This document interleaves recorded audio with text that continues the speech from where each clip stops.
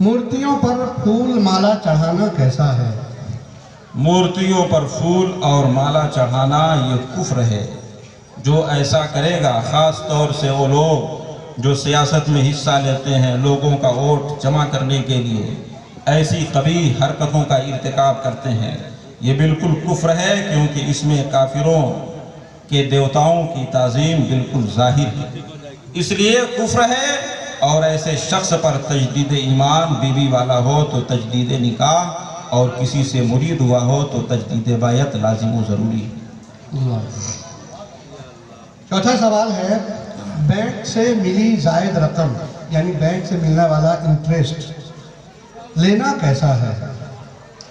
Bank से जो जायद रकम मिलती है उसे सूद का नाम नहीं दिया जाएगा, बल्कि काफिरों की तरफ से मुसलमान के लिए एक नफ़ा है, और सूद मुतहक्कक होने के लिए दोनों तरफ मुसलमान का होना ज़रूरी होता है। ये बैंक काफिरों के हाथ में है, इसलिए बैंक से मिलने वाला नफ़ा एक मुसलमान के लिए जायज़ और हलाल है। सुभान। MP-MLA फंड, ये गवर्नमेंट की एक फंड होती है, MP-MLA फंड की रकम से मस्जिद बनाना कैसा है? बिलाशुबहा उस रकम से मस्जिद बनाई जा सकती है, इसलिए कि हुकूमत में हमारा भी हक है। ये ख़ास किसी काफिर का पैसा ना हुआ। अगर ख़ास किसी काफिर का पैसा हो तो तामीर मस्जिद में उसे न लगाया जाए। सुभान।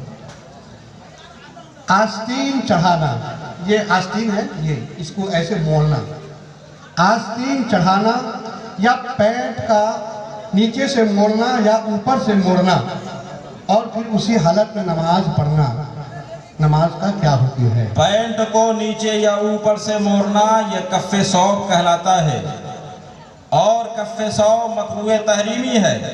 उसूल ये है कि जो नमाज कराहते तहरीमी के साथ अदा की जाएगी उसे दोहराना वाजिब होगा। लिहाजा इस तरह अगर नमाज पढ़ी जाएगी तो उसे दोहराना ज़रूरी होगा। और आस्तीन का जो मसला है, तो आस्तीन अगर आधी कलाई से ज़्यादा चढ़ाई गई है, यहाँ तक पूरी कलाई का इतलाक होता है, अगर आधी कलाई से ज़्यादा आस्तीन चढ़ाई गई है तो ये भी मकरूह तहरीमी होगी, और इसका भी हुक्म पहले की तरह होगा, यानी इस तरह नमाज पढ़ने से नमाज को दोहराना वाजिब होगा। फोन पर बीवी को तलाक दी और बीवी ने सुना नहीं तो तलाक होगी या नहीं? तलाक वाक़े होने के लिए बीवी का सुनना कोई ज़रूरी नहीं है। शौहर अगर कहता है कि उसने फ़ोन पर तलाक दी है, बिलाशुबहा तलाक वाक़े हो गई। इंजेक्शन लेने से, ब्लड टेस्ट के लिए खून निकालने से और बच्चे को दूध पिलाने से रोज़ा रहता है या टूट जाता है? बच्चे को दूध पिलाने से रोज़ा नहीं टूटता, वज़ू भी उससे नहीं टूटेगा। और ब्लड टेस्ट के लिए जो खून निकाला जाता है वो इतनी मिक़दार में होता है जो बहने के काबिल होता है, इसलिए ब्लड टेस्ट के लिए अगर खून निकाला जाए तो उससे वज़ू टूट जाएगा, रोज़ा नहीं टूटेगा। इंजेक्शन लेने से, इंजेक्शन लेने से भी रोज़ा नहीं टूटता। शादियों और मज़ारात पर फ़ोटो खिंचवाना कैसा है? फ़ोटो खिंचवाने का हुक्म तो अभी आपने सुन लिया। चाहे मज़ारात पर हो, चाहे अपने घर में हो, खुशी का मौका हो, गमी का मौका हो, हर हाल में तस्वीर कशी नाजायज़ व हराम है, और मज़ारात पर तो और भी ज़्यादा कबीह व शनी है। इसलिए तमाम मुसलमानों को इससे बचना लाजिम व ज़रूरी है। शरीयत का हुक्म हमारे लिए सब पर मुक़द्दम है। वहाबी देवबंदी वगैरह से रिश्ता रखना कैसा है? वहाबी देवबंदी ये कुफ़ार व मुर्तद्दीन हैं, जिनके बारे में उलमाए अरब व अजम का मुत्तफ़क़ा फ़ैसला है, मन शक्क फ़ी कुफ़्रिही व अज़ाबिही फ़क़द कफ़र। ऐसों के कुफ्र व अज़ाब में जो शक करेगा वो खुद भी काफिर हो जाएगा। ऐसे लोगों के साथ रिश्ता रखना, ताल्लुक़ रखना, उनके यहाँ निकाह करना, उनका ज़बिया खाना, उनकी नमाज जनाजा में शरीक होना, उनसे सलाम करना, उनके सलाम का जवाब देना, सब नाजायज़ व हराम है। ये सब इस तकदीर पर है कि उन्हें काफिर समझ कर ये सब सलूक किया जाए। अगर उन्हें मुसलमान समझ कर ये सलूक किया जाएगा तो फिर कुफ्र का हुक्म होगा। वहाँ भी देवबंदी वगैरह के यहाँ नौकरी करना या सुन्नी मस्जिद न हो तो किसी देवबंदी वहाबी के मस्जिद में नमाज पढ़ना कैसा है? वहाबी देवबंदी का हुक्म आपने सुन लिया कि ये कुफ्फार व मुर्तद्दीन है, और मुर्तद का हुक्म ये है कि उसके साथ मुआमलात भी जायज़ नहीं है। जो काफिर असली है मसलन हिंदू, उसके साथ मुआमलात जायज़ हैं, यानी बयो शरा खरीदो फरोख्त उसके साथ जायज़ है, मगर जो मुर्तद होते हैं उनके साथ मुआमलात भी जायज़ नहीं है। इसलिए वहाबी, देवबंदी, कादियानी, चकड़ालवी और तमाम फिरके जिन पर मुर्तद होने का हुक्म है उनके साथ मुआमलात भी जायज़ नहीं है। मुर्तद को तो जीने का हक ही नहीं है, चाहे जाए कि हम उनके साथ मुआमलात करके उनकी तिजारत को फ़रोग़ दें। बाहर जहाँ कहीं सुन्नी मस्जिद होती नहीं है तो क्या किसी वहाबी या देवबंदी की मस्जिद में नमाज पढ़ सकते हैं? कतन जायज़ नहीं है, उनके पीछे हमारी नमाज नहीं हो सकती। अगर कोई सुन्नी मस्जिद मुयस्सर नहीं है तो अकेले और जमात अगर अपनी मुयस्सर हो सके तो उसके साथ नमाज अदा की जाए, मगर वहाबियों देवबंदियों के पीछे कतन नमाज अदा नहीं की जाएगी। जुमा की नमाज का? जुमा की नमाज पढ़ाने वाला अगर सिर्फ वही वहाबी और देवबंदी है तो ऐसी सूरत में अगर कोई सुन्नी मस्जिद न हो तो जोहर की नमाज तन्हा अदा कर सकता है। सुभान अल्लाह। हाँ, बाद में पढ़ेगा उसकी नमाज तो हो जाएगी अगर उनकी मस्जिद में जा कर के पढ़ाए, मगर उनकी मस्जिद में हमको जाने की ज़रूरत ही क्या है? ऐसी जगहें तो शयातीन के जमा होने की जगहें होती हैं, उनकी मस्जिद तो मस्जिद है ही नहीं, इसलिए हम वहाँ जहाँ जाकर मुत्तहम क्यों होंगे? मजमे शयातीन में क्यों जाएंगे? हम उससे हटकर जहाँ भी कोई जगह मुयस्सर हो जाए वहाँ पर हम नमाज पढ़ें। पूरी रूए ज़मीन एक मुसलमान के लिए मस्जिद बनाई गई। सुभान अल्लाह। शादियों में डिमांड लेने देने वाले, यानी लेने वाला और देने वाला नहीं, सालिसी करने वाला जो मीडिएटर होता है, चाहे डिमांड दिलाता है और लेवाता है, इन तीनों का क्या हुक्म है? जहेज का मुतालबा करना और उस मुतालबे को पूरा करना, इसी तरह जो बिचवान बन करके इस काम को अंजाम देगा, तीनों नाजायज़ व हराम काम का इर्तिकाब करेंगे, क्योंकि उलमा फरमाते हैं कि ये रिश्वत में दाखिल है और रिश्वत का लेना हराम है और उसका देना भी जब बिला वजह शरई है तो वो भी हराम के ज़ुमरे में दाखिल होता है। इसलिए न किसी के लिए जहेज़ का मुतालबा करना दुरुस्त है और न उस मुतालबे को पूरा करना सही है, और न किसी तीसरे को ये हक बनता है कि वो बीच में रह कर इन उमूर को अंजाम दे। और अगर ले लिया हुआ है, अगर ले लिया हुआ है डिमांड, अगर वो ले लिया है तो तौबा भी करे और उसे वापस भी करे। सुभान अल्लाह, सुभान अल्लाह। मस्जिद में शीशा लगाना, मतलब आईने की तरह, या ऐसा टाइल्स लगाना जिसमें सूरत नजर आती हो जानदार की, कैसा है? शीशे और टाइल्स में जो सूरत दिखती है ये शरअन तस्वीर के हुक्म में नहीं है, इसलिए नमाज हो जाएगी। हाँ, अगर ऐसी चीज़ के लगाने की वजह से खुशू व खुजू में फ़र्क पड़ता हो तो उसे न लगाया जाए, क्योंकि खुशू व खुजू ये नमाज की रूह है, उसे बाकी रखा जाए। सुभान अल्लाह। कांच और प्लास्टिक की चूड़ियां पहनकर नमाज पढ़ना कैसा है? ऐसी चूड़ियों का इस्तेमाल जायज़ है, इसलिए उन्हें पहनकर नमाज भी अदा की जा सकती है। इमिटेशन के जेवरात पहनकर नमाज पढ़ना, ये सब धात के जेवरात होते हैं और एक औरत के लिए भी सोने और चांदी के अलावा किसी धात का जेवर इस्तेमाल करना जायज़ नहीं है। अगर कोई खातून उसे इस्तेमाल करती है वो नाजायज़ काम करती है। अगर उसको पहनकर नमाज अदा करेगी तो नमाज मकरूह तहरीमी वाजिबुल इयादा होगी, उसे दोहराना वाजिब होगा। अंग्रेजी वो हिप्पी कट बाल रखना कैसा है?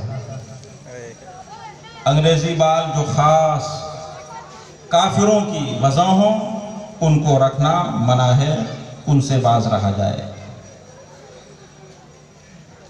कोट या सदरी का बटन लगाए बगैर नमाज होगी या नहीं?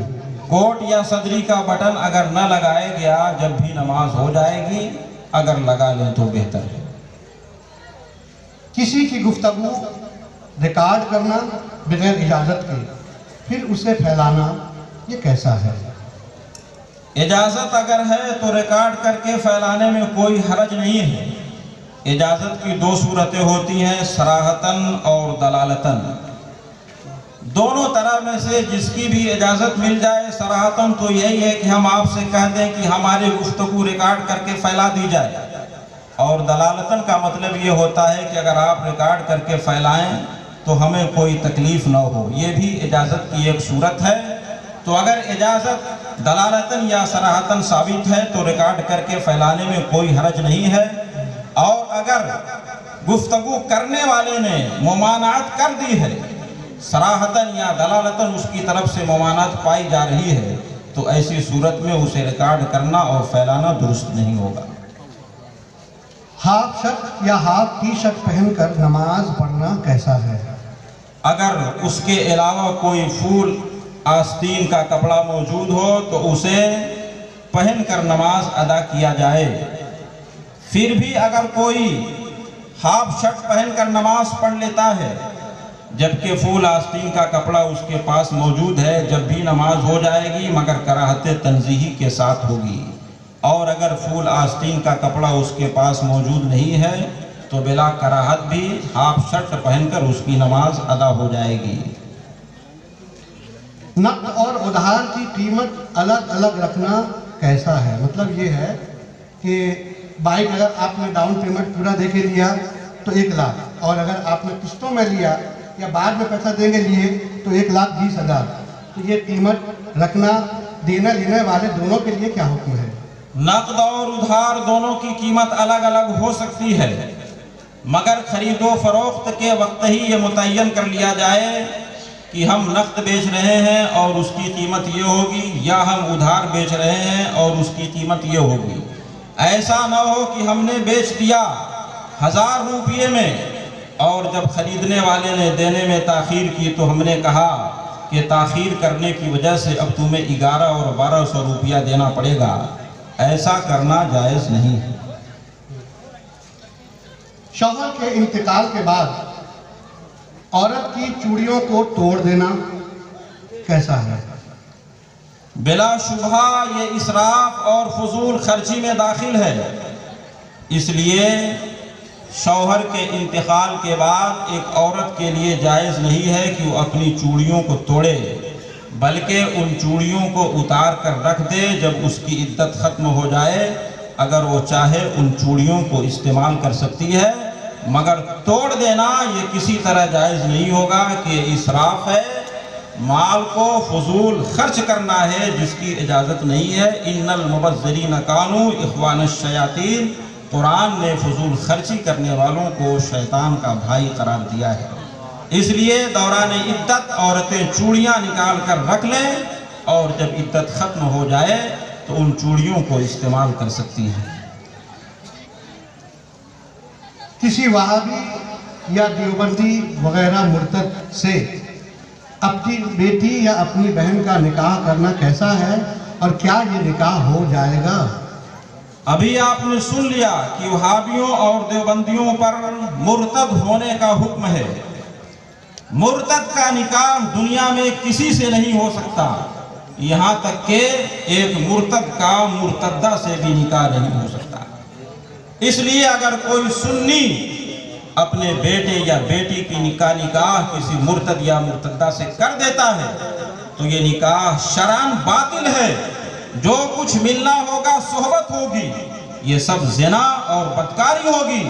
किसी शख्स के लिए जायज़ नहीं है कि वो अपनी बेटी को बदकारी और ज़िना के लिए पेश करे। इसलिए वहाबियों, देवबंदियों और दीगर कुफ्फार व मुर्तद्दीन के साथ अपनी बेटियों का निकाह करना या अपने बेटों का निकाह करना दुरुस्त नहीं है, नाजायज़ व हराम है। और अगर किसी ने कर दिया है तो उस पर क्या हुक्म है? वो सख्त मुजरिम है, फौरन अपनी बेटी को वहां से वापस लाए, तौबा भी करे और फिर وہ کسی سنی صحیح العقیدہ سے اپنی بیٹی کا نکاح کر سکتا ہے۔ سبحان اللہ۔ طلاق لیے بغیر طلاق کی کوئی حاجت نہیں، جب نکاح نہیں ہوا تو طلاق کا کیا سوال؟ طلاق تو نکاح کے بعد ہوتا ہے۔ وہابیوں، دیوبندیوں اور مرتدوں سے تو نکاح ہوتا ہی نہیں، اس لیے طلاق کا کوئی مسئلہ ہی نہیں ہے۔ بلا طلاق لیے ہوئے اور جس سنی صحیح العقیدہ کے ساتھ نکاح کرنا چاہے نکاح کر سکتی ہے۔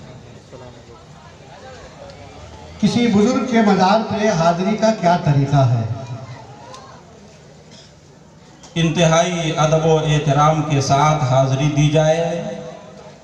بزرگوں کا آستانہ بڑا متبرک اور مقدس ہوتا ہے۔ علماء کرام ارشاد فرماتے ہیں 4 ہاتھ کی دوری پر کھڑے ہو کر فاتحہ پڑھا جائے، یہ ادب و احترام کی بات ہوگی۔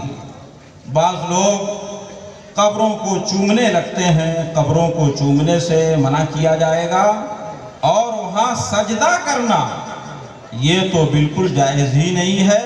سجدہ تعظیمی شریعت محمدیہ علی صاحب الصلاۃ والتسلیم میں بالکل حرام ہے، اس کی کوئی گنجائش نہیں ہے۔ جس طرح کسی زندے کے بزرگوں کے آستانے پر حاضر ہو کر کے بھی ان کے لیے سجدہ تعظیمی کی کوئی گنجائش نہیں ہے۔ سوال مکمل ہوئے۔ اللہ تعالی ہم سب کو اس پر عمل کی توفیق رفیق عطا فرمائے۔ آمین۔ مزارات کا طواف نہ کریں کہ طواف تو خانہ کعبہ کے ساتھ خاص ہے۔ اللہ رب العزت ہمیں مسائل شرع پر عمل کرنے کی توفیق عطا فرمائے۔ اب اذان کا وقت ہو گیا ہے، اذان ہوگی انشاءاللہ اپنے وقت پر، اور آپ لوگ